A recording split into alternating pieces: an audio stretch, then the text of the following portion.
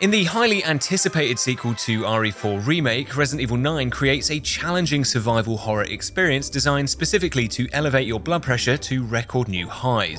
From the accurate portrayal of what it's like to live in Baltimore, the daily struggle to not bankrupt yourself by entering a medical facility without insurance, or mining rare earth elements for minimum wage in the Chernobyl nuclear exclusion zone, the story provides you with plenty of difficult challenges to try and overcome. But they all pale in comparison to RE9's hardest achievements. Minimalist, Never Touch the Stuff, and Speed Demon each require the player to beat the game in under 4 hours without ever using any healing items and without using Grace's blood collector, whilst you get Remarkable Agent for beating the game's hardest difficulty, Insanity. Which I've got to say really speaks to me on a very personal level. Each of these achievements presents a new and exciting way to microdose enriched video game uranium, so what better way to experience RE9 for the first time together than by trying to unlock Requiem's hardest achievements? All at the same time. The Trifecta challenge was originally created to combine 3 of a game's hardest achievements under a single playthrough, but has now become an almost ritualistic torture routine that highlights the failure of the British education system to properly teach me the meaning of the word try. So alongside our 3 core achievements, we'll also be making Insanity remarkable again by converting this heretic New Game Plus exclusive difficulty into a fresh game experience, by banning access to New Game Plus items, all bonus content rewards, removing early access to the item shop, and making it so that any items or puzzle solutions we wanted or needed would need to be found first in their base game location before they could be used. Additionally, since Grace's minimalist achievement essentially bans item crafting, we'll extend the no crafting rule out to Leon as well, whilst also taking the no healing rule to the absolute extreme by instead just beating the game without ever taking damage. Which on Insanity will be a no damage run in the same way that a tomato is a fruit, but no matter how many resets it takes, I will not be completing this challenge unless my health bar remains untouched. So, can we 100% Requiem before I'm drawn into the illegal world of care center gambling, or will Insanity become a lifestyle choice instead of just a difficulty preference? There is, of course, only one way to find out.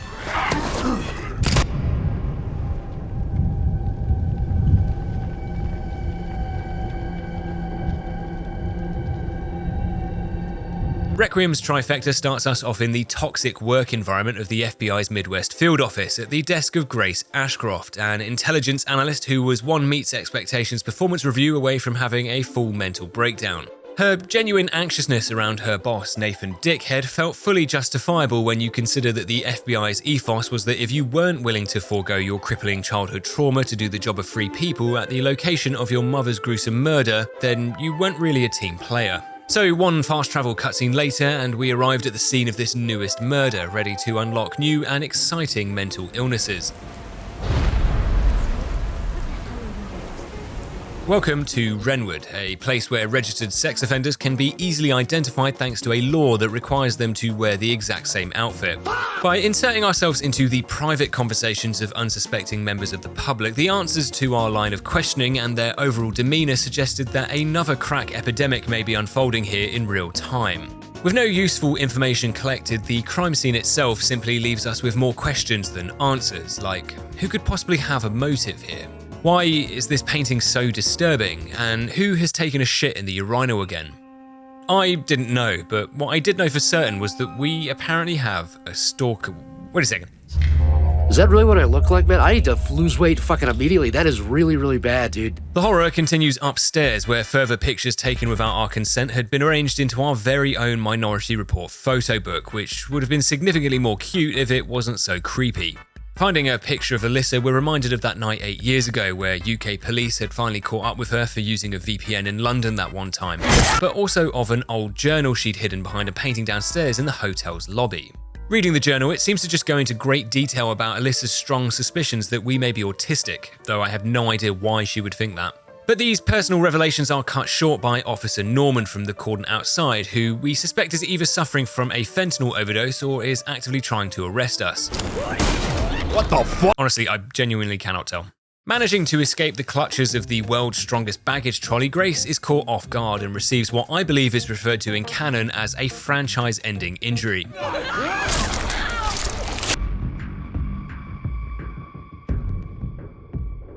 Whoa. Maybe it's fine. Maybe it's not even a virus, you know? Best case scenario, it could be a little bit of hepatitis. Worst case, it's rabies. But either way, it's probably worth waiting out the incubation period just to be sure. So introducing Norman to what break in case of emergency means, we pass the time waiting for our body to begin breaking down by speaking to the pigeon lady from Home Alone 2. Victor Gideon was a suspected burns victim comically living inside the hotel's fire escape suite and whose dental work suggested that the illegal human trafficking trade was continuing to pay well. He cryptically reveals that he was here for Grace before kidnapping her from the hotel using, ironically, the same pickup instructions I give my Uber drivers, which was to strangle me unconscious before carrying me to the boot of their car. We have so much to do.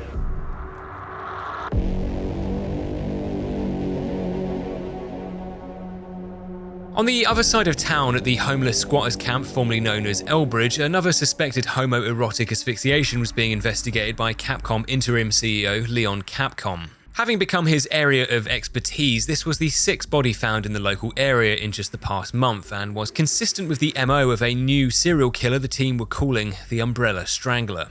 A person of interest Leon was looking to follow up with was one Victor Gideon, who about 20 minutes ago had posted on Twitter that he was heading over to the Wrenwood Hotel to strangle some more male prostitutes, and to his credit, he was nothing if not consistent. Gideon, though, was not going to be taken dead, which in this franchise was likely the right decision, so he creates a subtle diversion to mask his escape. Pursuing Gideon, whatever he'd been shooting these people with, it was causing them to commit sexual assault at 5 times the national average.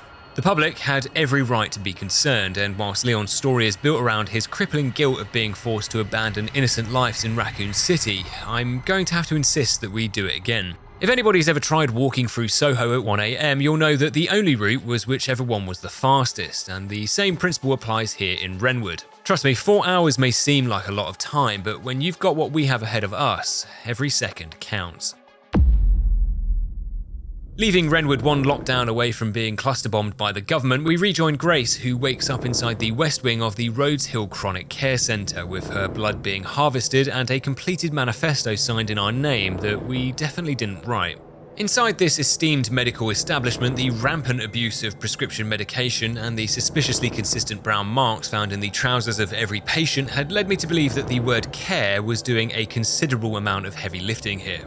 We are, however, quickly shown that soiling yourself is just part of the Rhodes Hill onboarding process.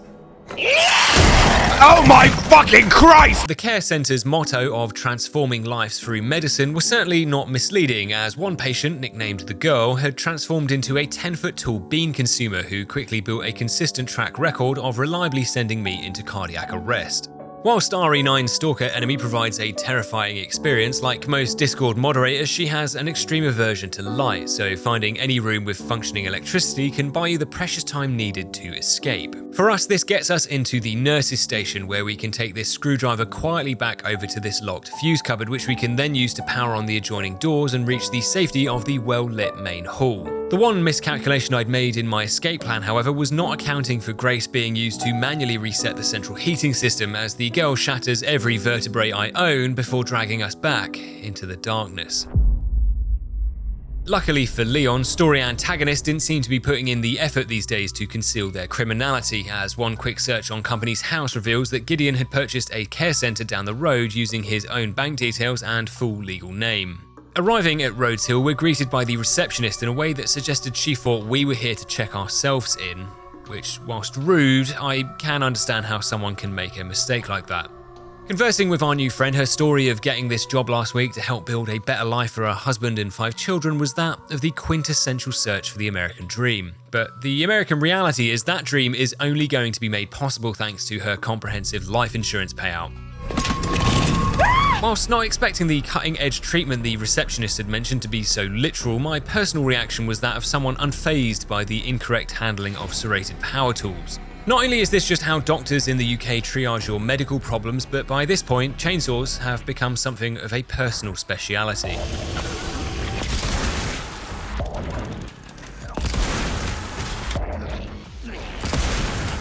Reducing Gideon's payroll overheads by 19%, we find a way into the main hall just as the girl from earlier was being merged into the hallway radiator. Rescuing Grace by giving out some of that cutting-edge treatment, our unofficial reunion with her is cut short as we're instantly separated. Reluctantly handing over our revolver to Grace, she in turn tells us to watch out for some snake-skinned psychopath running around strangling people unconscious. Hey, are there any stranglers down there? No, it's okay. Listening to the sound of Leon having the oxygen choked out of him, it was clear he'd not taken our warning seriously, but considering he gave us a gun with only one bullet in, I'd say that probably makes us even. Entering the main hall is the care center's newest patients. Hidden somewhere across its two wings were 3 quartz emblems we'd need to find, collect, and place inside this door in order to reach the courtyard. Naturally, that meant our first task was to ask around and see if anybody knew where they were being kept. Oh, hey, little girl, have you seen anything at all? Interrogating the only blind person in the game about what they might have seen yields the honest answer of not much at all, but a keycard that just recently became available gives us access to the care center's west wing, where aside from a behind-the-scenes look at how food is prepared at your local Weatherspoons, we uncover a deeper understanding of what was actually going on here. Observing the staff closely, their behaviour and symptoms may look like casual opioid use, but it's actually the result of a new strain of the T-virus that delivers perhaps the most horrifying mutation ever seen in the franchise. As a contingency for if billionaires can't replace us all with Microsoft Copilot, they'd commissioned Gideon to engineer a virus that keeps the proletariat working 24/7 by suppressing all other memories apart from the happiest one of when they were increasing shareholder value. The maids are still cleaning, the police officers are shooting unarmed civilians, and honestly, fuck knows what this guy got paid to do all day. But while some of these job descriptions are dubious at best, we can actually use them to our advantage. For example, the mere sight of money being wasted lures what I assume to be the care center's CEO down the corridor so we can get into the dining room. Playing Wonderwall on repeat upstairs in the bar keeps the full-time alcoholics occupied till the early hours of the morning, and the senior leadership team can be left to wrap up their remaining exit interviews by strangling resigning members of staff. You're fired. Sad at just how far the quality of The Apprentice had dropped, using a pencil we find on the chairman's desk, we can reveal a secret code that opens up his personal safe to give us the first of the 3 quartz emblems, whilst this jewelry box provides the red gem we needed to open up this door next to the kitchen. The quest for further progress would need to be swift, as with already nearly 30 minutes of our 4 hours spent, we really couldn't afford to be getting sidetracked.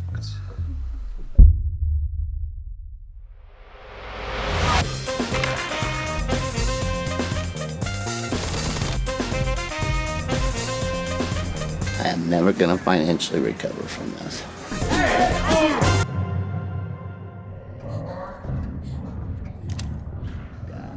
Holy shit, is that the time?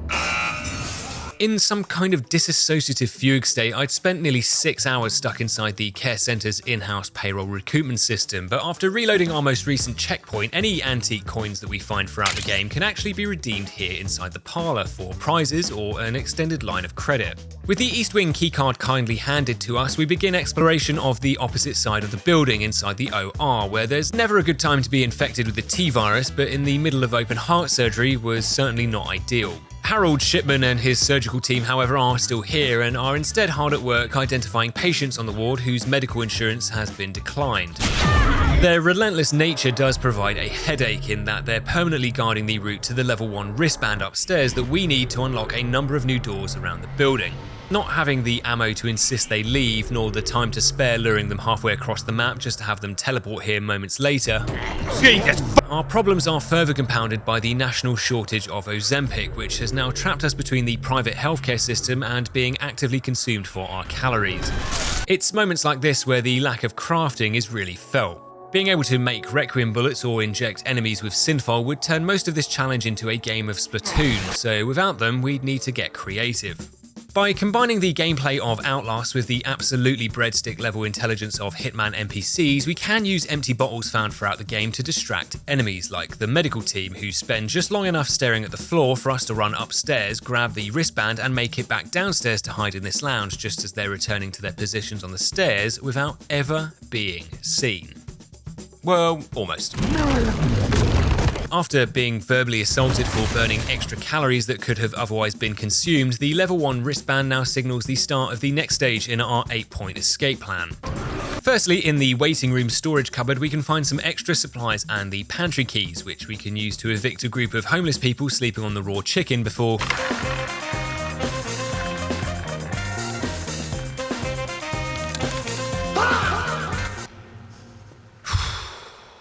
Sorry about that. Where was I? Before unlocking the door to the lower garage. Now in need of some firepower, we can take a quick shortcut upstairs to the bar where, thanks to the enemies in this game having the same FOV as Emily, we can collect our pistols and return back downstairs to the garage without anyone even realising we were here. The advance notice of construction work due to begin today was likely safe to disregard. In the UK, the local council have an estimated lead time of 2 to 4 years to fill a pothole, so I imagine we'd be very safe considering we're in the middle of a viral outbreak.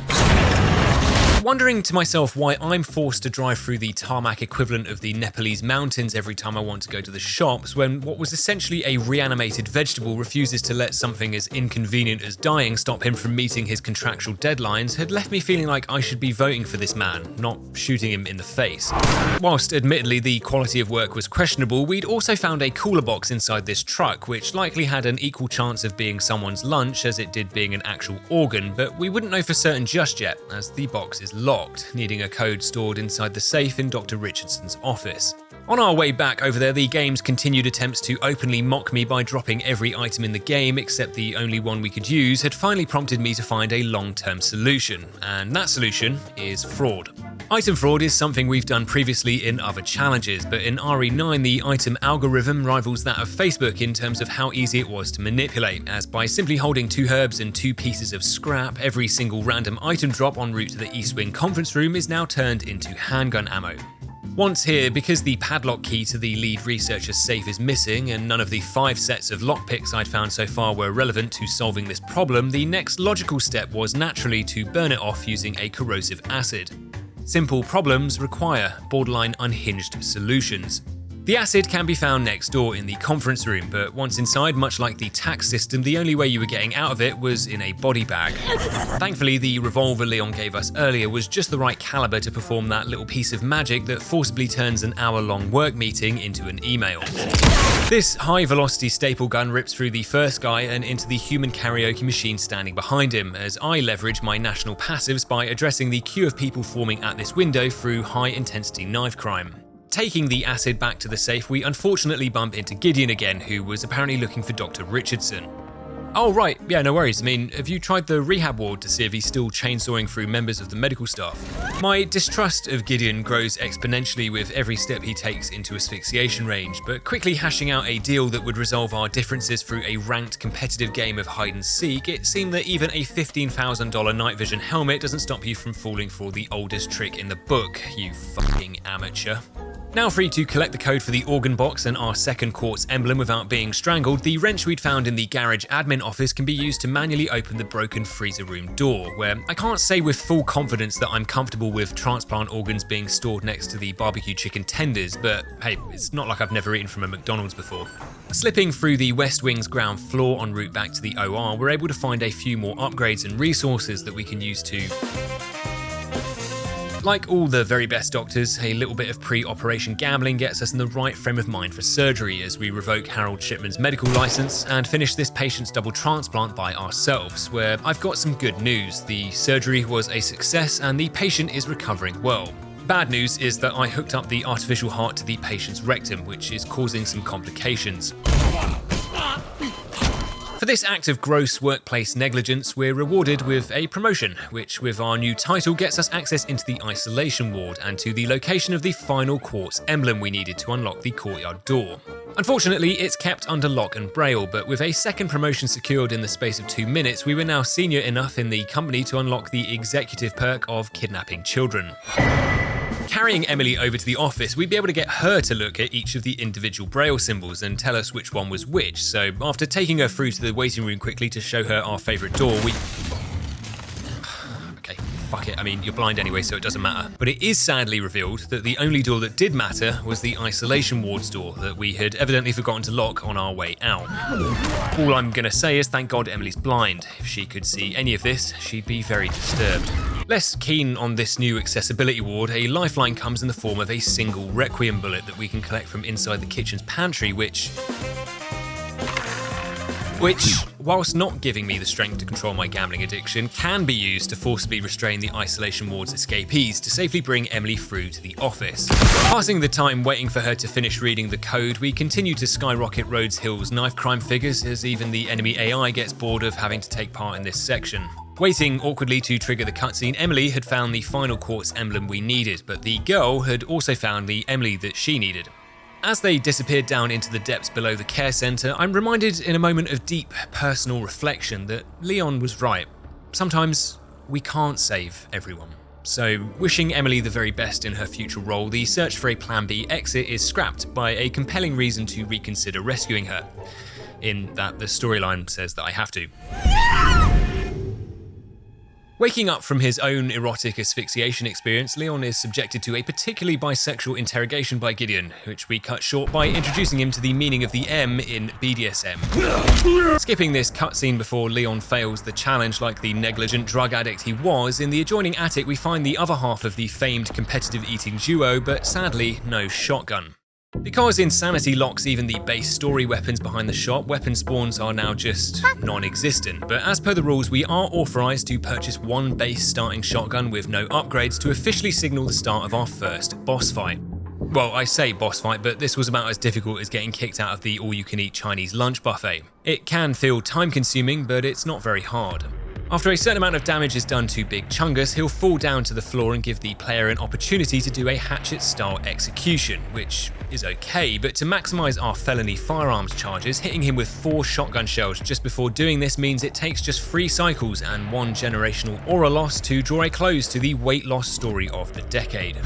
Finding a secret route back into the care centre, up until now, Grace had been locked inside this claustrophobic survival horror nightmare against her will, but now, we're not locked in here with you anymore. You're all locked in here with him.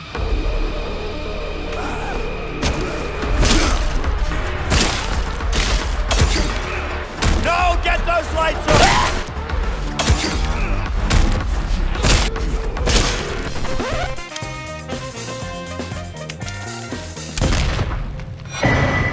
Delivering new meaning to the phrase "your services are no longer required," we pry open the door to the director's office upstairs, where we're introduced to this game's version of the Crimson Head, the stage 4 brain tumour, who are easily dismantled whilst we wait for the world's slowest door to open.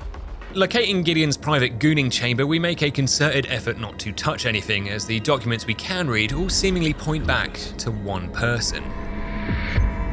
Good question, actually. I wonder where she is.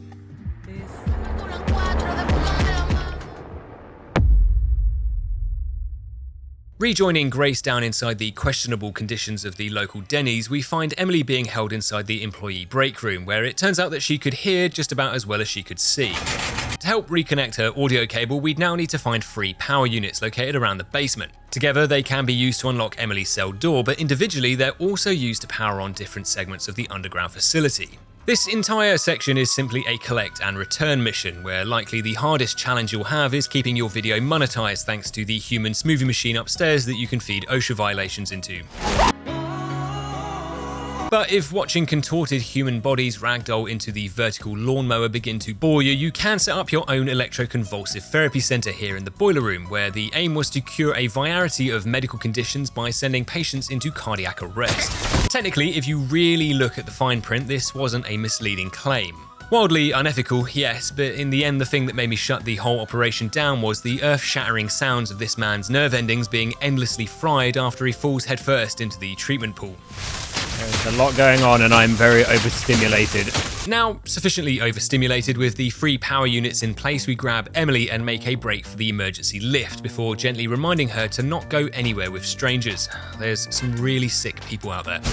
With the girl interrupting my test to see just how blind Emily actually was, we take part in a stressful anatomical tug of war that we thankfully emerge victorious from. Giving Emily a new toy to play with, we take the final emblem we needed to reach the outer courtyard, where down at the helipad we enter into a standoff of reciprocal accusations with helicopter pilot Harry Reid, who we accuse of lying about his disability whilst he issues out a vaguely discriminatory statement about whether we were normal or not. So you're normal? That, quite frankly, is none of your business. Developing a degree of trust with Harry after he promises to not die in the next cutscene, we take to parenthood like a complete natural by leaving Emily with a complete stranger to go and run errands, as the Equality Act automatically volunteers us to retrieve the helicopter keys from the bunker downstairs. Despite the bunker being wheelchair accessible, our descent into the underground blood and sperm harvesting facility felt substantially more horrifying when you realise that those two substances aren't being stored separately. Finding the helicopter keys, we catch the end of Gideon's private phone call where it's revealed that he's going to be a dad. I've done it. But then realises that means he'll have to spend more time with Bonnie Blue. With the self-destruct sequence for the lab initiated, we have to forcibly clear a path through the testing bay and back to the surface by spraying freed test subjects with aerosolized plutonium. Covered in so much human DNA that we were now genetically indistinguishable to a hotel cuck chair, we reached the helipad successfully. But just like blood to a shark, the smell of 40,000 cubic litres of loose ejaculate spilling out of the lab had attracted the homeless in droves, who converge on the helicopter and force Harry into an emergency takeoff and then an emergency landing. God, Emily, did you see any of that? That was fucking insane. Emily, though, was sadly feeling a sudden onset of helicopter crash sickness, whilst Harry was evidently a liar. Oh my god, Harry! You know you can't park there, mate. Having watched all of that and wondered how it could possibly have gone any worse, Leon spots that Grace and Emily had survived the crash, but their attempted escape to a nearby chapel had also provided me with the perfect setup to announce to you all the premiere of the first ever 2026 Resident Evil 9 Requiem quick scoping montage.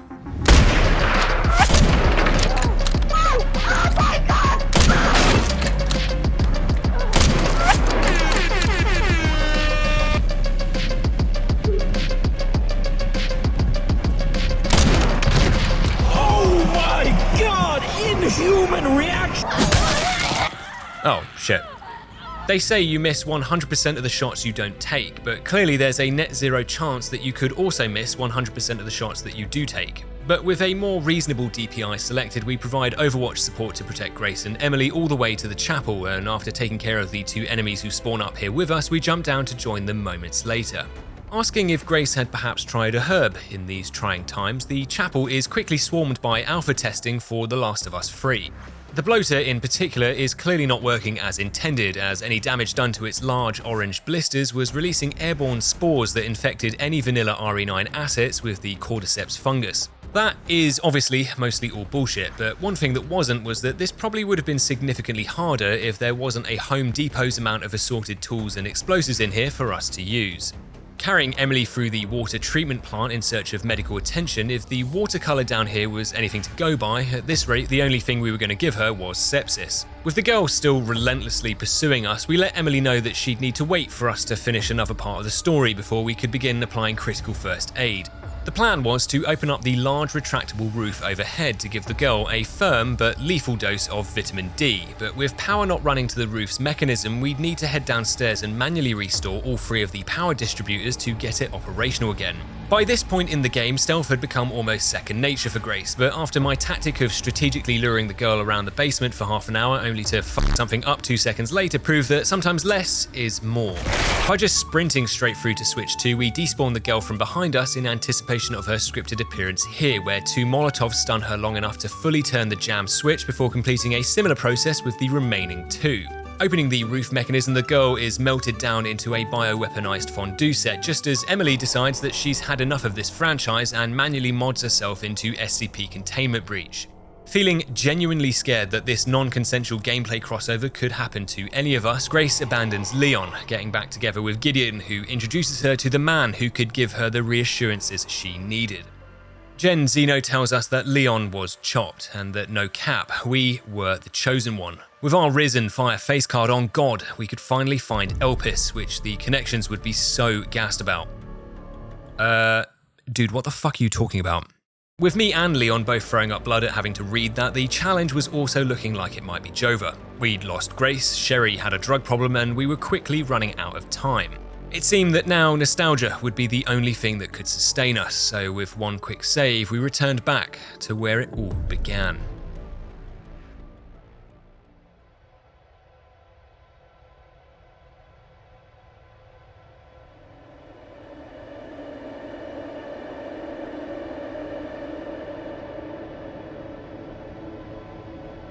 Arriving on the outskirts of the eastern district of Tarkov, Raccoon City's bustling business district had been transformed into an extraction shooter experience where the BSAA and the connections regularly engage in escalating levels of extraction camping and breaches of established community standards. After the US government sealed off the entire city following the original outbreak, the only way we'd be able to reach Raccoon City's center was by jerry-rigging the charges at this gate using salvaged parts found from across town to build a makeshift detonator.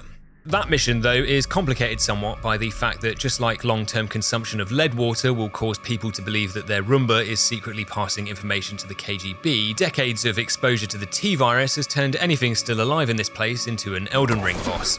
The undead rising from the ground to form their own armed militia was one thing, but there was evil waiting in Raccoon City that did not sleep. Now, arachnophobia sufferers, please use the timestamp below to skip ahead. Trust me, you do not want to see this. With knife crime on the rise in Middle-earth, Shelob had become a political refugee inside the ruins of Raccoon City, hoping to lead a more overtly violent life as she raised her 14,000 children. But this was America, which also made it my personal duty to make sure that she became a victim of gun crime as well. So far, the Challenger's rule set was yet to throw up a serious problem, and sadly, our 8-legged friend wasn't likely to change that. The 2 red canisters inside the main arena give us a clear opening for some free damage, whilst a simple manipulation of her movement when re-entering the building using some audio cues guarantees us no nasty surprises when we need to reposition. Oh fuck! After the gender reveal we organised for the Spider's freshly rocket-propelled children goes down poorly, one firm tap on the universal factory reset button known as the brain sends both of us through into the city's subway system, connecting us back up to Main Street on the surface. Inside one of the old BSAA camps, the rules finally allow us to use the item shop where we do some much needed weapon upgrading before popping 4 Zins and an Adderall to begin this detonator shopping experience in the logistics warehouse. Considering half the buildings in this place look in better condition than most UK new builds, and the answer to the question of where are all the bodies is simply they're all still here, I'd probably have to rate the Raccoon City use case as a D- on the corporate cover-up scale. Fighting through the crowd of newly resurrected warehouse staff, my cortisol levels begin to spike as dead BSAA agents refuse to let go of their favourite pastime of shooting wildly into a crowd of people, but thankfully this is instantly levelled out with a release of pure serotonin. Thanks, Capcom. I really needed that. Shooting a path over to the adjoining warehouse roof, we find the detonator's distributor along with the Cedarbrook apartment key that gets us into the underground parking garage next door.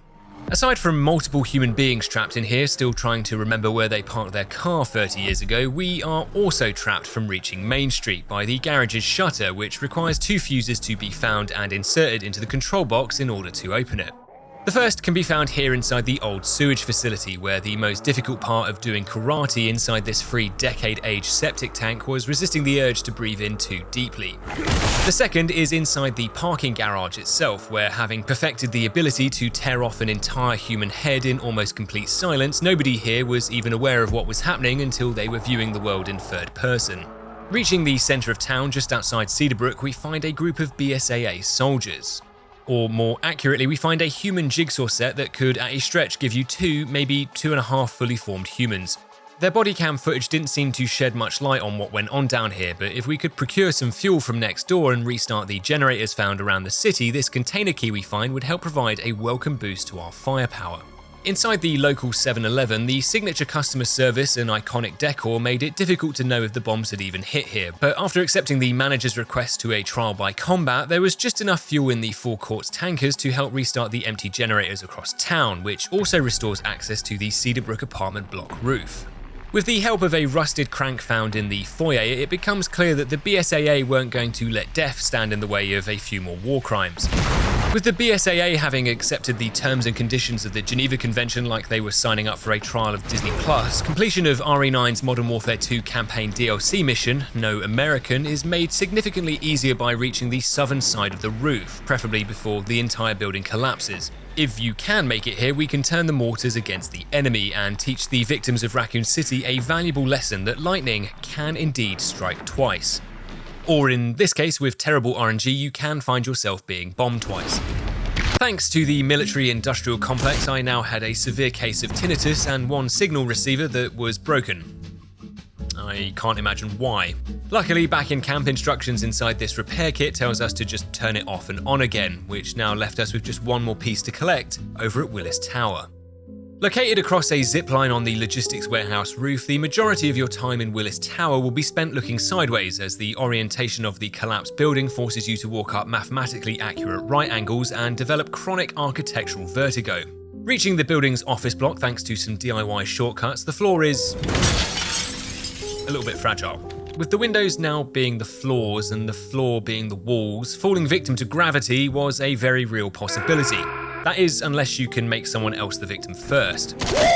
After everyone has a go at fast travelling back to the lobby, we use this makeshift bridge to reach the upper floor and make a connecting jump to the adjoining Grimstone building to find the last piece required to complete the detonator and make our only remaining task being to find a way back down to the street. And if you thought Emily was blind, just wait till you get a load of this guy. I just wish we could find a way out of here. I guess we'll never know. With our 18 times optical zoom identifying a service lift 10 meters away that fit the bill, the absolutely disgusting route through to get there really helps the building to live up to its name. It's pretty grim, and you probably want to be stoned whilst you do it. Not literally though. Not having the time to hack through the 30-year backlog of zombie social housing applications, the government-approved strategy of simply ignoring you helps to turn this 20-minute war zone into a 2-minute long light jog. Now able to fully relax and enjoy the feeling that comes with ejecting unwanted passengers at 40 miles an hour off the side of the franchise's token lift segment, reaching the basement, it was frightening at times the lack of self-restraint I can have when passing an idle red barrel in the middle of trying to run for my life. Exiting through this service pipe, we conveniently find ourselves outside the main gate, where one press of the detonator throws us into what appears to be an advertisement promoting the benefits of drink driving. Inside this GTA Online lobby, you'll take part in a series of vehicular homicides, witness BMW drivers use anything but an indicator to signal a lane change, and redefine the very foundations of the Road Safety Act. But if you can somehow resolve this road rage incident through the conflict management technique known as motorbike jousting, your reward is to return to the place that gave your CV that instantly recognizable one-line red flag.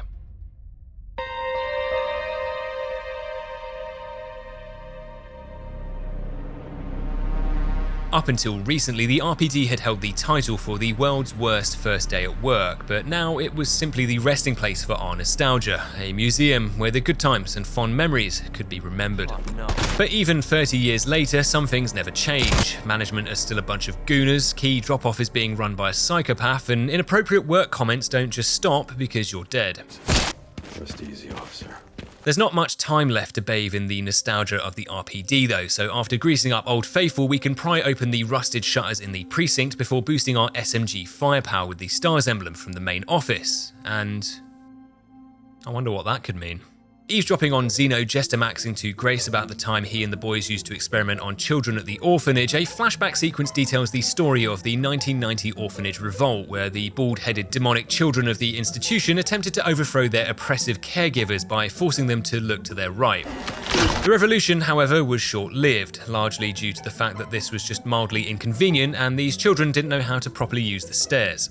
But thanks to a piece of revisionist history, it's discovered that all these children, including Emily, were in fact genetic clones of Grace.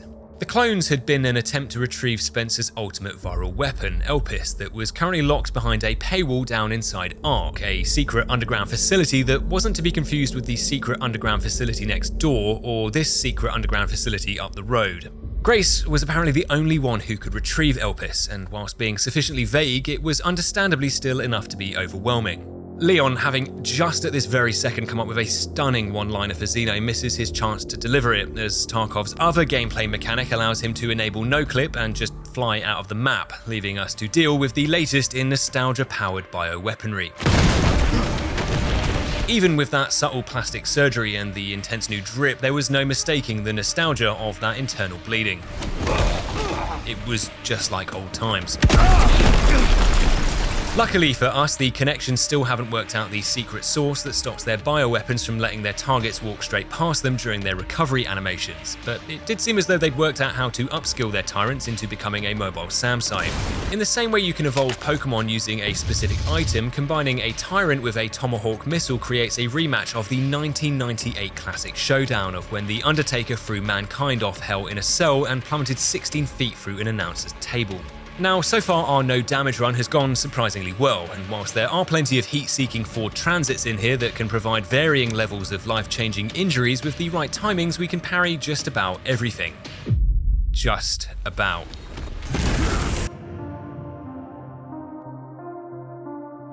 Around the halfway point of this fight, the Tyrant initiates this specific insta-kill attack, which is actually a front for a scripted, unavoidable QTE event that, no matter what we do, forces us to take damage. But the question on my mind was, is it truly unavoidable? Well, in the same way that driving 140 miles an hour into my local Tesco will get me to the rotisserie counter quicker, a selection of my favourite psychopaths have proved that the same concept of speed is applicable here as well. By immediately running forward towards the Tyrant as the fight starts and turning around at the boot of this car wreckage, Mr. X will do a 180 and push this car to create a makeshift barrier, protecting us from his attacks whilst we deal as much damage as possible. As the fight progresses, maximising the effects of the bear charm which we'd found down in the RPD's garage to boost our mid-range firepower was key, with the strategy hinging on stunning Mr. X twice to successfully break his attack sequence. With just the right amount of patience and RNG, Leon continues his streak of breaking Raccoon City hearts as we defeat the Tyrant so quickly that the enforced damage section is prevented from ever taking place.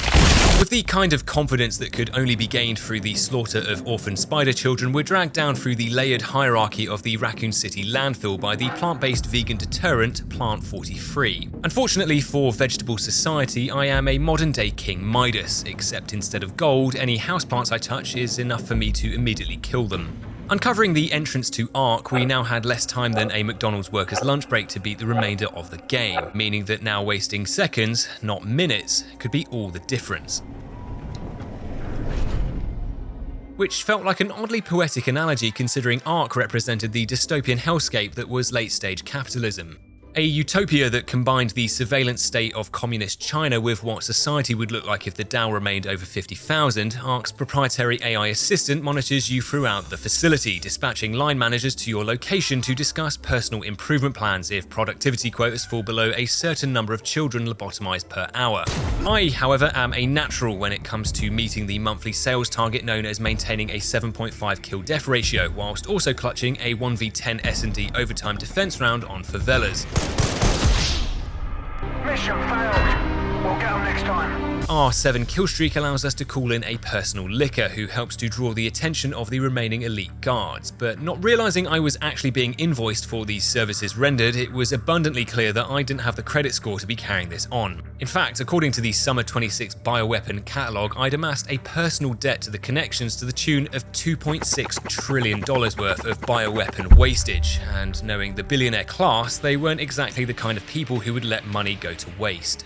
Meet the head of the Connections debt collection team, the Commander, whose attempts to conceal their true identity was the gas mask equivalent of Chris Redfield turning up here with a moustache and glasses on.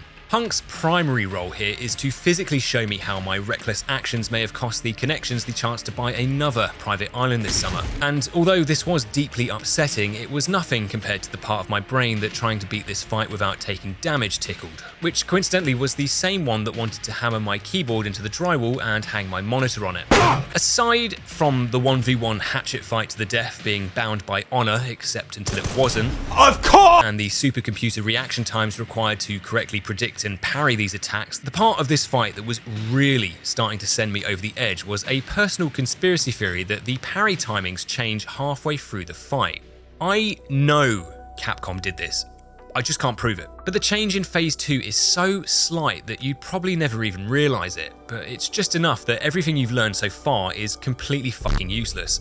But even that wasn't going to deter me, because nickname or no, I took Hunk's credentials as more of a personal challenge than a factual statement.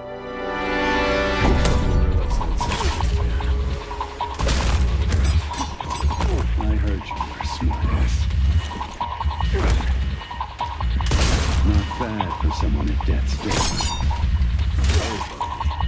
How sweet.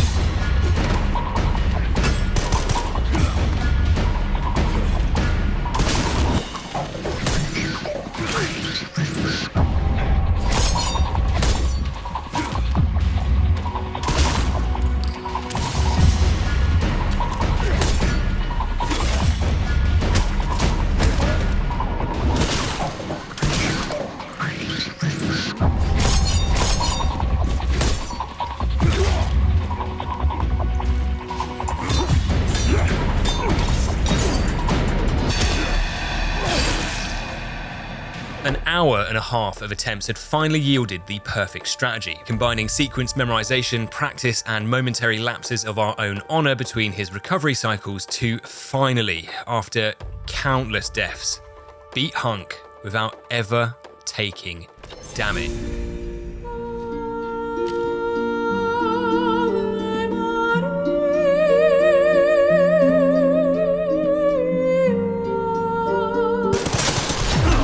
This is...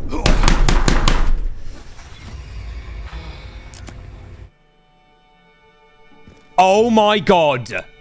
As you can imagine, I was less than thrilled by this, and arriving back here 35 minutes later, my stress levels were sufficiently elevated when the attempted bombing of the front door does nothing to stop these spinbotters from bunny hopping all the way through Ivy, out middle, and through my connector. Things go from bad to worse next door as we still aren't able to deliver that one-liner to Zeno and remember only halfway through our dramatic escape with Grace that we're actually underground, so to escape we actually need to be going up. Boosting Grace up so she can clear this crane blocking the exit, we need to find a key to reset the disposal area's computer, but thankfully the lower lab area plays directly into our niche story experience of providing unwanted care to blind people.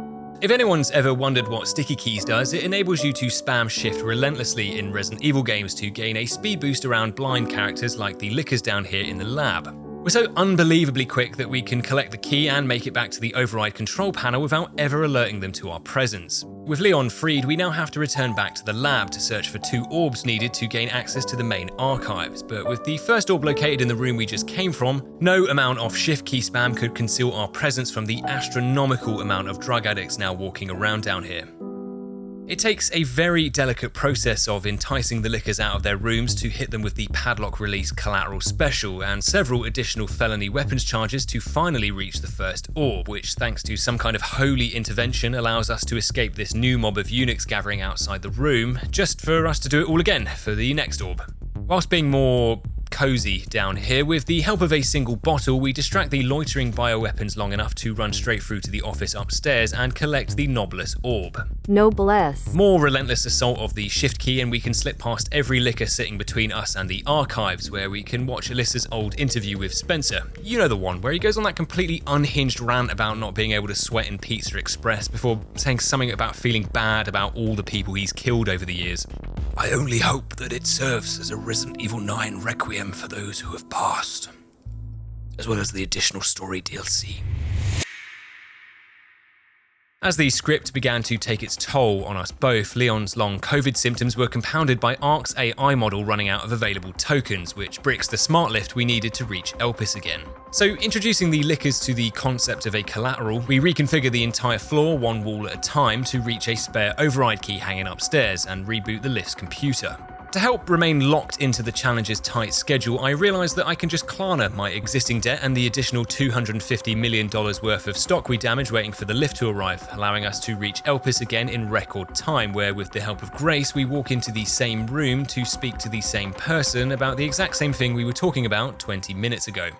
Because the achievement for Speed Demon asks us to release Elpis, we have to betray our promise to Leon and hand the virus over to Zeno to lose access to RE9's canon story ending. Thankfully, Elpis was a double bluff. It's just a cure, and with Zeno making no attempt to verify the contents of this vial of unknown liquid before injecting himself with it, he had unknowingly lost his Zuma powers. What is Elpis? Open this dick in your mouth. Fucking got him. As Gideon and Zeno have a minor lovers' tiff between themselves about who was to blame for setting this terrible joke up, Grace hits Leon with his very own dose, giving him the strength needed to take Gideon's strong hand and brush those teeth of his for good.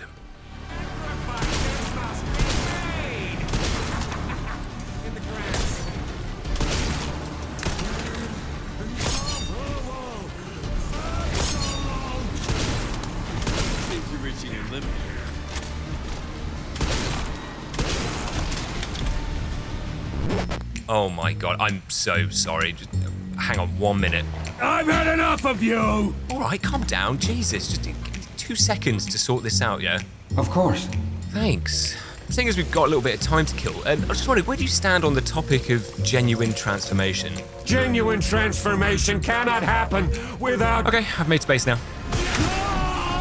Following this high-stakes game of Tetris, we use Gideon's RPG against him to throw him down the same reactor shaft that Palpatine fell down in Return of the Jedi to draw our first RE9 challenge closer to completion.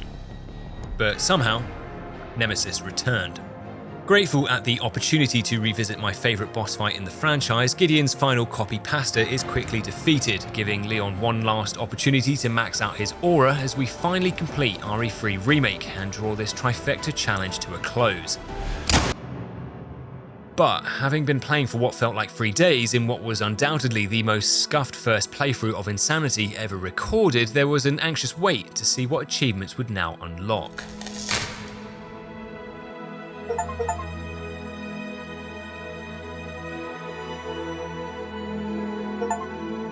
It was a dopamine hit like no other. As all 4 achievements unlock at the same time, the answer to the Trifecta challenge was a resounding yes. You can beat RE9 on a custom new game playthrough of Insanity without ever crafting, without using a single healing item, and without ever taking damage, all in less than 4 hours. But achievements are one thing, because we're going to need much more than just luck to beat our next challenge, because we're going gambling! Whoa! Let's fucking go! Gamble one!